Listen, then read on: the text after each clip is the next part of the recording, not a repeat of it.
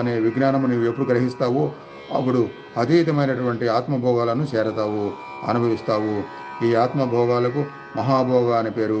ప్రాపంచిక వస్తు సంకల్పాలు లేకుండా భోగాలు వస్తాయి నీకు.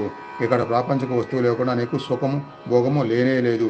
నీకు ఇక్కడ ఏదో వస్తువులను ఏదో వ్యక్తి ద్వారానో ఆనందం రావాల్సిందే.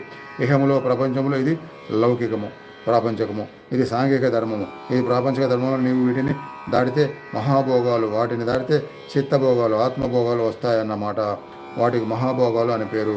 నిర్లిప్తుడివై విశ్వాన్ని అనుభవిస్తావు, నిర్లిప్తుడివై విసర్జిస్తావు, ఎప్పుడు నిర్లిప్త స్థితిలోనే ఉంటావు. దానికి మహాభోగ అని పేరు.